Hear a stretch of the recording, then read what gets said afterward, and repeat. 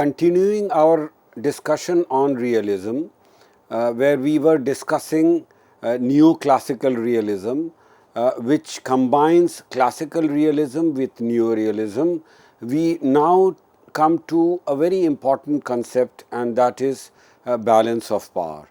Balance of power is a concept which was used by both classical realists as well as neorealists.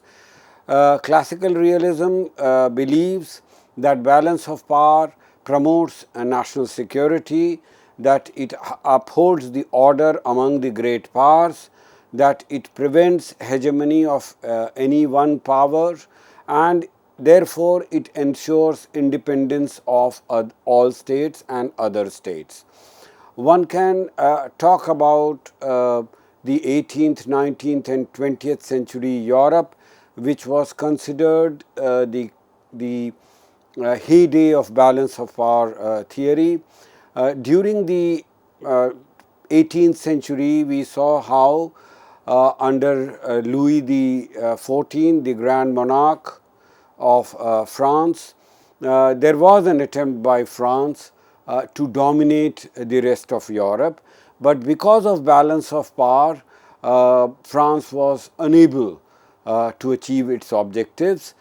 Similarly, during the early part of 19th century, another ruler of France, Emperor Napoleon, tried to create a system where France would be the dominant power in Europe, but again, the other great powers of Europe, for example, Great Britain, Austro-Hungarian Empire, Russia and Prussia, they all came together to somehow prevent the French Emperor Napoleon from dominating Europe, and we know how at the Battle of Waterloo, Napoleon was defeated and balance of power system in Europe was maintained.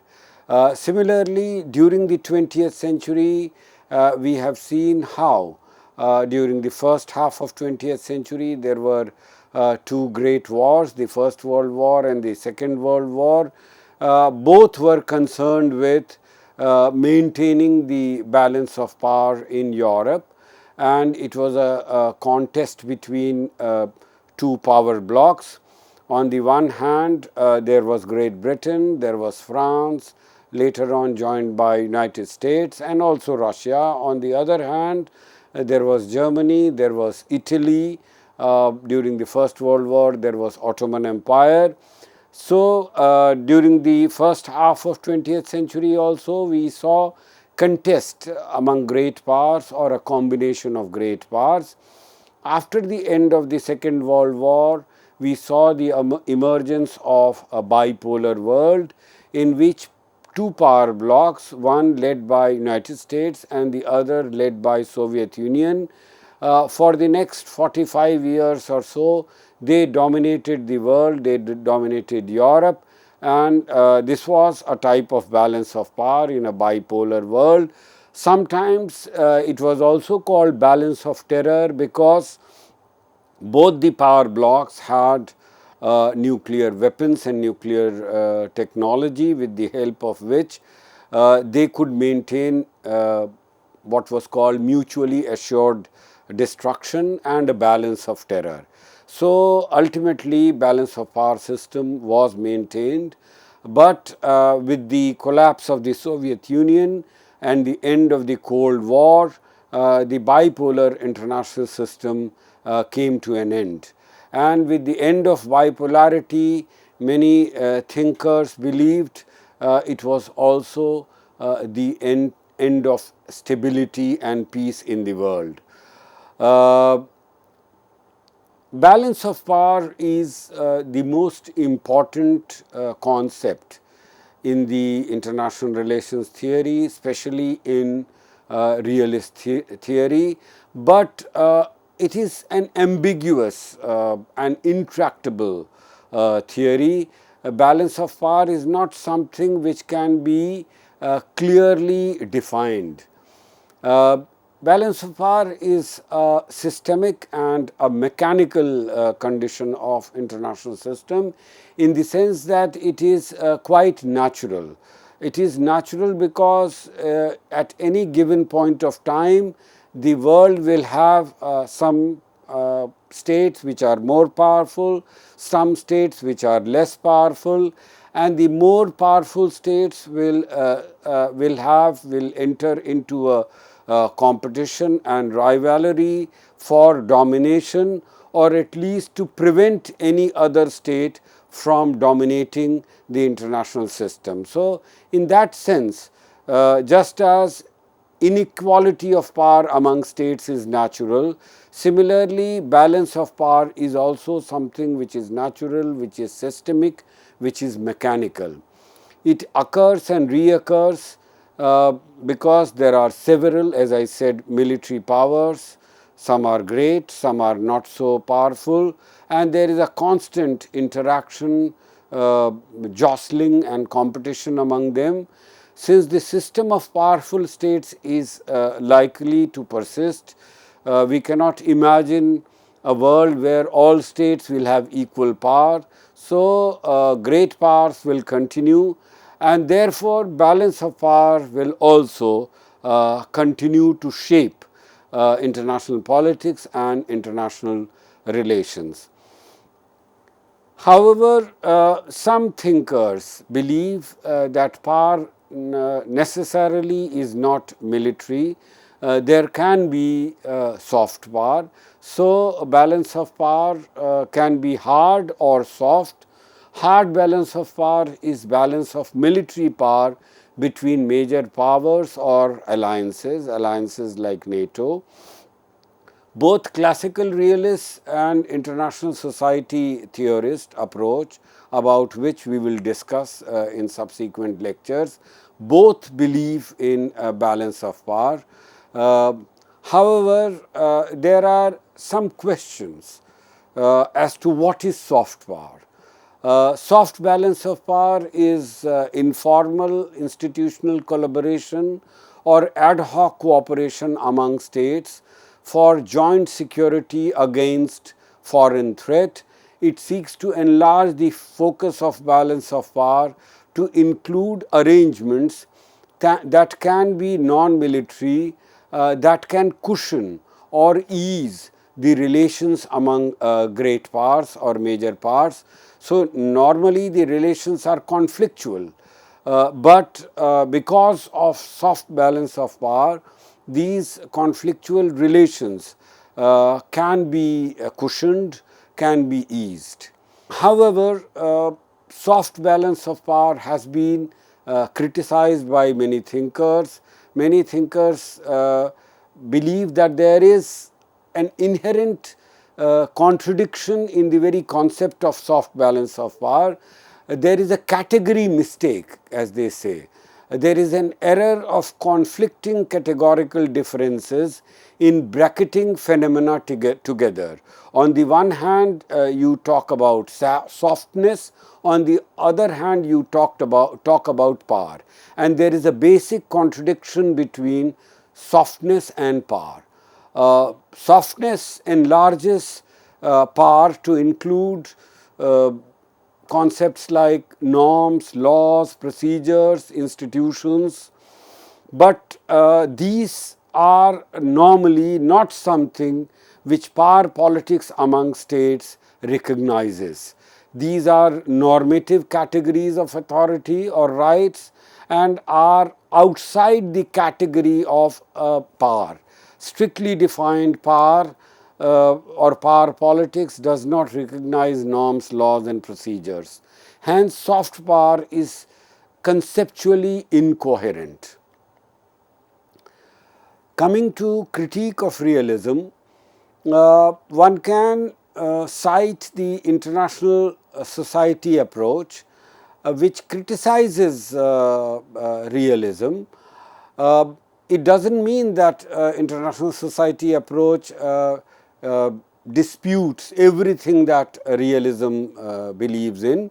In fact, international society approach, like realism, they believe, they agree with realism that states are the main actors in international politics, that the world is anarchical, that human nature is self-interested and quarrelsome, that power politics is the most important fact of international relations, that security and survival are the most important concerns of all states, that national interest is the most important value.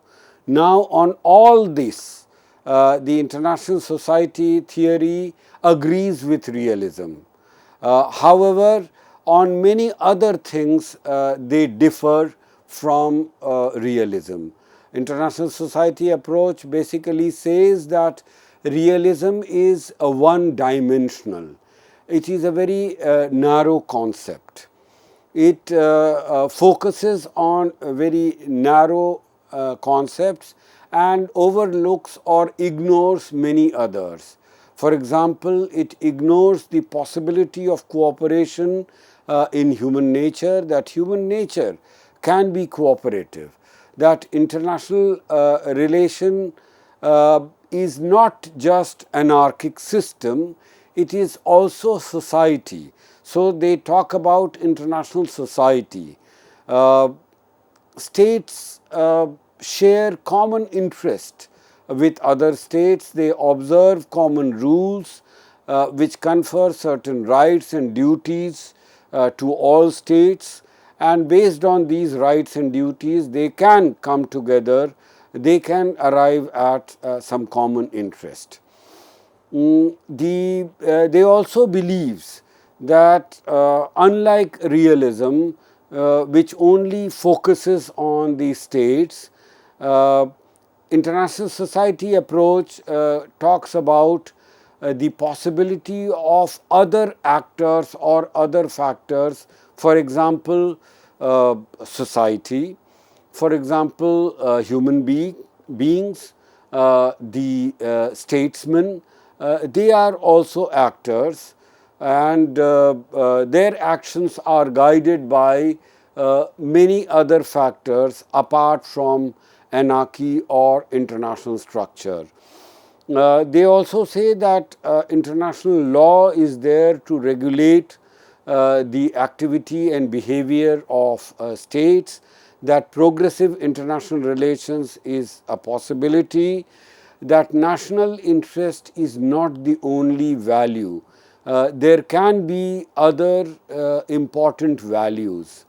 Martin White is an important thinker who believes in international society approach, and who basically says that international politics is a dialogue.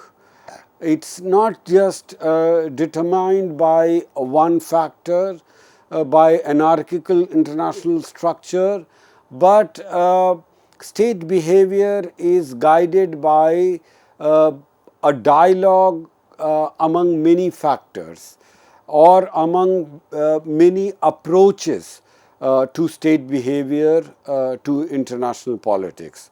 What are these normative perspectives that Martin White talks about? He talks about realism as propounded by Machiavelli. He talks about rationalism by Hugo Grotius, and revolutionism by Immanuel Kant.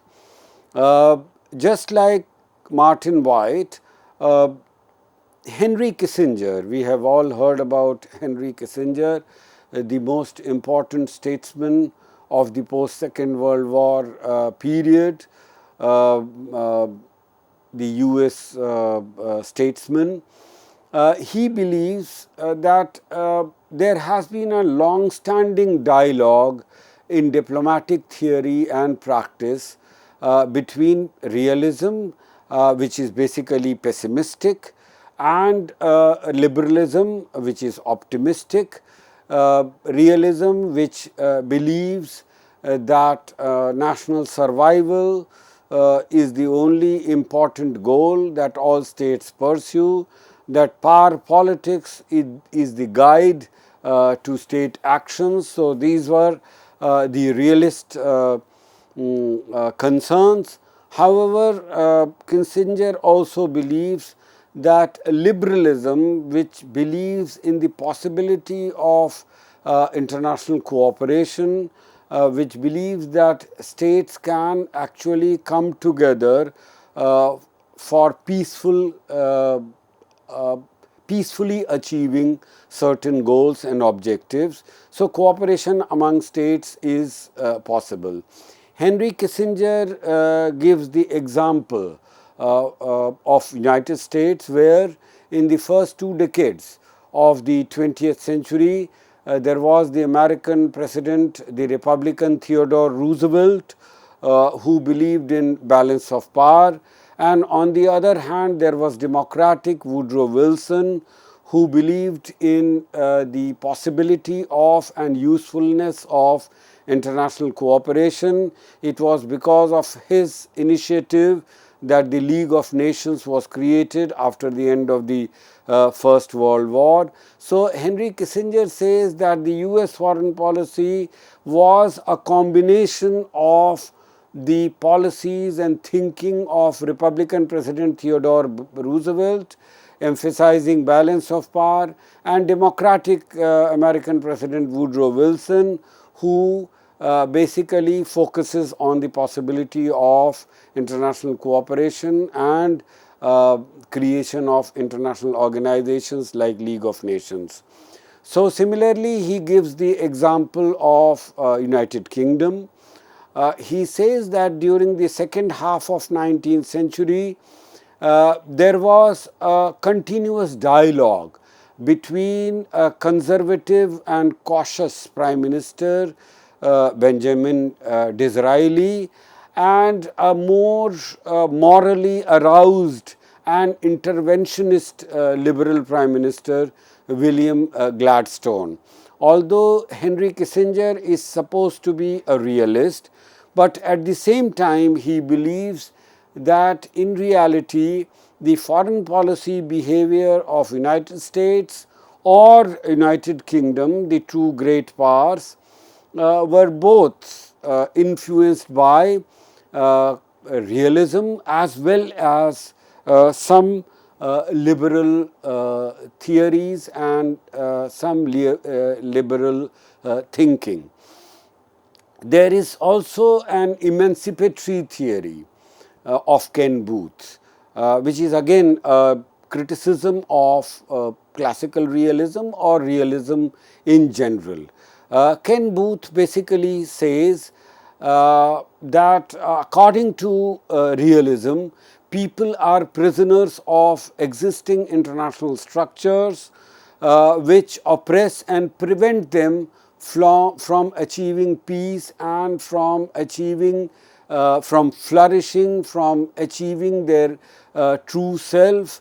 So, he believes that realism only talks about war and struggle, and it makes the people a prisoner of the circumstances, of international structures, of anarchy. The aim of emancipatory theory, and they were greatly influenced by Marxism. Their aim is to transform this state-centric and conflictual international system, which was focused on power and which only talked about conflict and war. Emancipatory theories wants to go beyond it. They believe in human liberation and in the fulfillment of true human nature. They aim to end the intellectual hegemony of realism, which, as I said, emphasized the role of the states, which emphasized power politics, which talked about the anarchical international system. So, they want to liberate international theory from the hegemony of realism. They believe that security is not just about military security. State security is much more comprehensive phenomena. Ken Booth talks about cosmopolitan and local security. He believes that in our times, there are many other types of security, for example, environmental security or security from the threat of nuclear war and annihilation. Security can be human security, it can be energy security. So, security should not be defined in very narrow terms. It can have a more comprehensive meaning and understanding. There is another thinker, Andrew Linklater. He also gives a critique of realism. He also believes in emancipatory theory. Linklater talks about a global legal and political system which goes beyond the state and which can afford protection of all human subjects. So, this global legal political system is not just about the state, it goes beyond it. Linklater talks about overcoming self-interest and competitiveness, because self-interest and competitiveness lead to conflict and war. So, there is a need to overcome self-interest and competitiveness. Linklater also talks about the need to spread human generosity that transcends the state, that is not limited to the state, goes beyond the state. He talks about the development of a community of humankind which will be more peaceful and which will go beyond the major concern of realism. So, these were some of the important criticisms of realism. In our subsequent lectures, we will discuss many other theories of international politics which also criticize and go beyond the realist theory and the realist worldview. Thank you very much.